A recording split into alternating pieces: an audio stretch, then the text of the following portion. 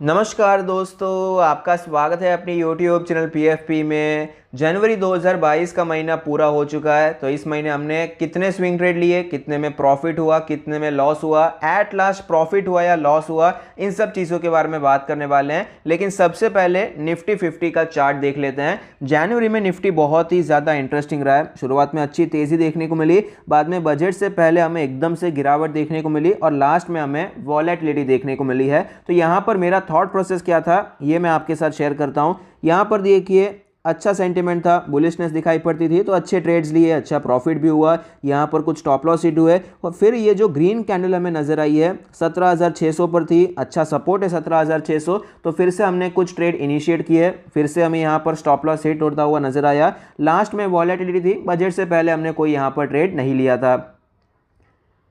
तो सबसे पहला ट्रेड हमने जो जनवरी के महीने में कंप्लीट किया है वो रैडिको खैतान का स्विंग ट्रेड 1150 पे हमने बाय किया। 1300 का पहला टारगेट, 1050 का स्टॉप लॉस जिसे हमने शिफ्ट भी किया था। 1200 पे हमने स्टॉप लॉस को शिफ्ट कर दिया था। तो यहाँ पर आप देख पाएंगे एक अच्छा यहाँ पर ये पैटर्न बनता हुआ नजर आता था। जैसे ही ये ब्रेकआउट हुआ यहाँ पर हमने ट्रेड को इनिशिएट किया। इनिशिएट दिसंबर में किया था, लेकिन ये ट्रेड एंड हुआ है जनवरी के शुरुआत में, फर्स्ट या सेकेंड वीक में हमें ये ट्रेड एंड होता हुआ नजर आया। 1300 तक ये पहुंच नहीं पाया था।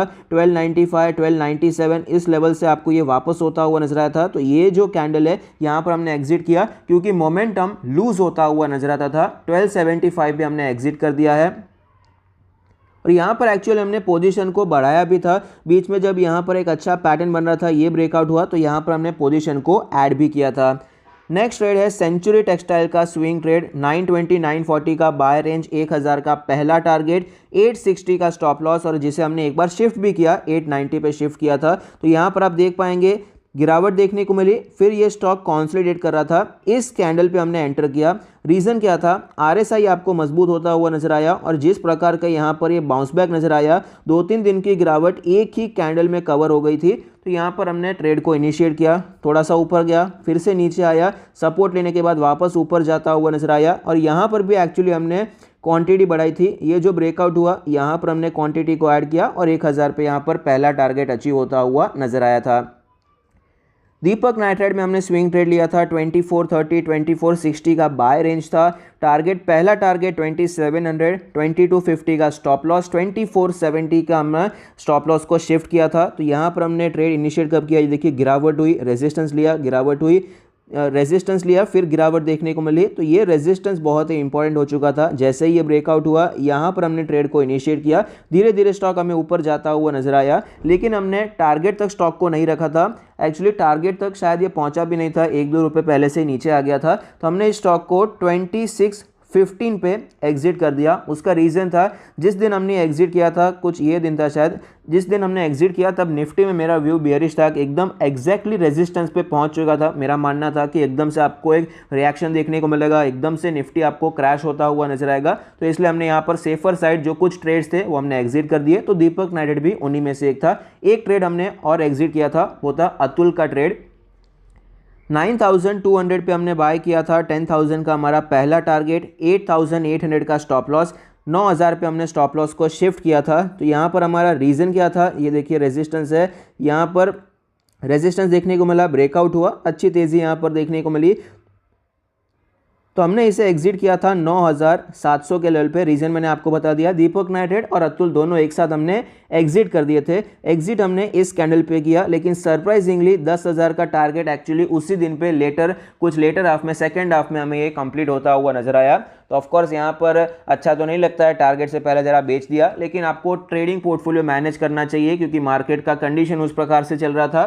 तो हमने यहाँ पर 9700 पे इसे एग्जिट कर दिया था। बाकी जो ट्रेड्स थे उसे हमने 5-6 ट्रेड को हमने कंटिन्यू रखा और बाकी ये जो 2 ट्रेड्स थे जहाँ पर स्टॉप लॉस को हम अच्छी तरीके से शिफ्ट नहीं कर पा रहे थे, नीचे कहीं पर ऐसा बेस नहीं मिल रहा था जहाँ पर हम स्टॉप लॉस को शिफ्ट कर पाए, इसलिए ये 2 ट्रेड को हमने टारगेट से थोड़ा पहले सेफ साइड रहने के लिए एग्जिट किया था। नेक्स्ट ट्रेड था हमारा HAL का पोजिशनल ट्रेड। 1240 से 1280 का हमारा बाय रेंज था, 1500 का टारगेट, 1170 का हमारा स्टॉप लॉस। हमने स्टॉप लॉस 2 बार शिफ्ट किया। जैसे ही हमने स्टॉप लॉस को शिफ्ट किया था तो रिस्क रिवॉर्ड रेशियो हमारा बहुत बेहतरीन हो गया। इनिशियल हमारा जो आरआरआर था यानी कि रिस्क रिवॉर्ड रेशियो वो 1:4 था। अगर जाता है तो 1 रुपया जाएगा, अगर आएगा तो 4 रुपया आएगा।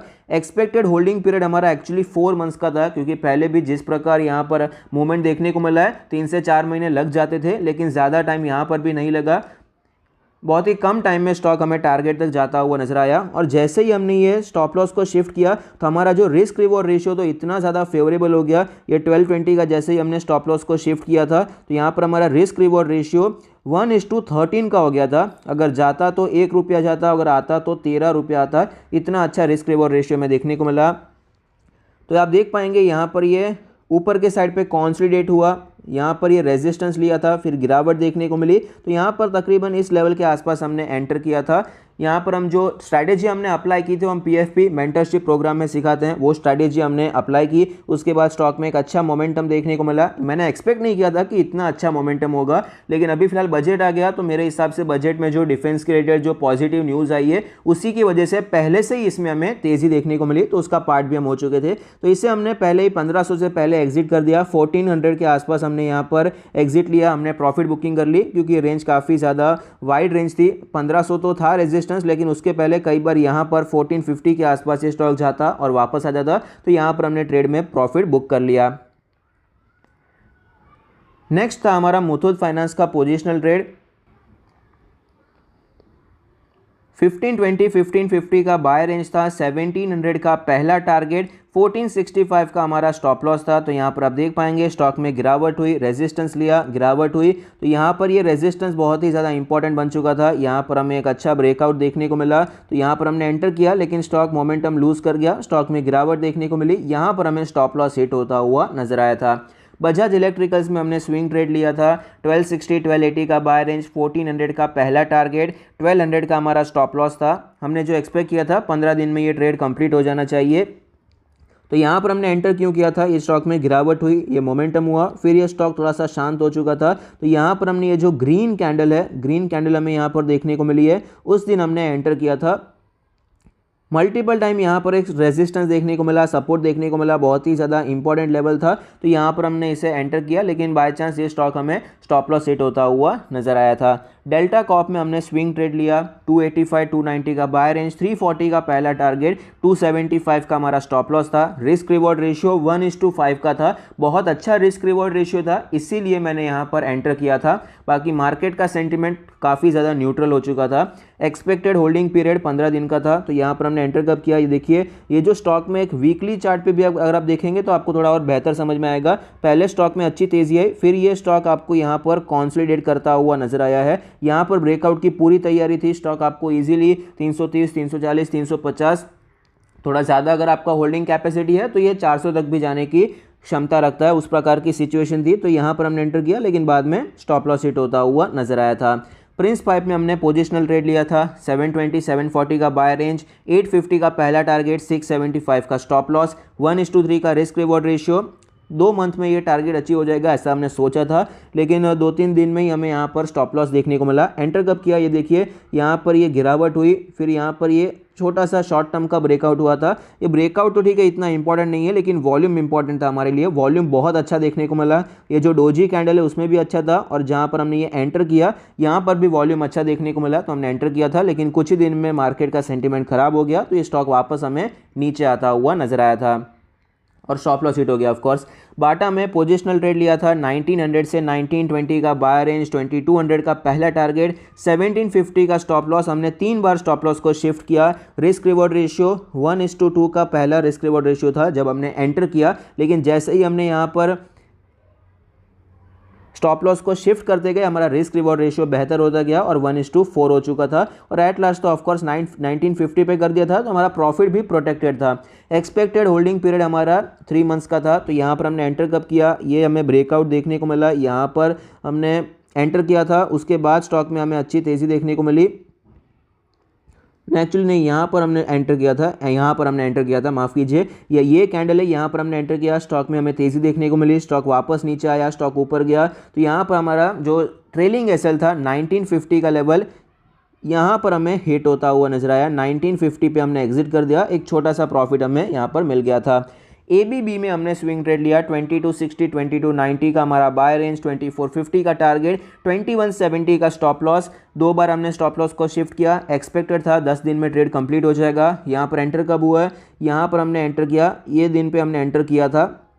इंट्राडे में स्टॉक ऊपर गया, हमें लगा ब्रेकआउट हो गया, लेकिन एक्चुअली ऐसा नहीं हुआ था। उसके 2-3 दिन बाद ब्रेकआउट हुआ, फिर ये स्टॉक धीरे धीरे हमें ऊपर जाता हुआ नजर आया और स्टॉक में टारगेट हिट हो चुका था।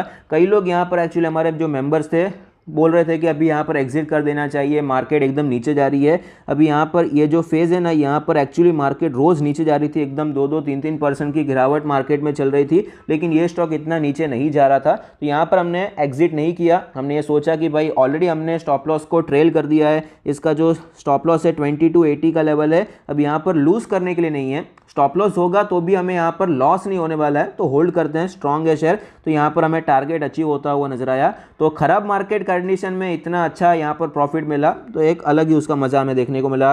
रोलेक्स रिंग्स में हमने स्विंग ट्रेड लिया था 1300 से 1320 का बाय रेंज, 1440 का पहला टारगेट, 1230 का हमारा स्टॉप लॉस, 1:2 का रिस्क रिवॉर्ड रेशियो था। 15 दिन हमें होल्ड करना था, ऐसा एक्सपेक्टेड था।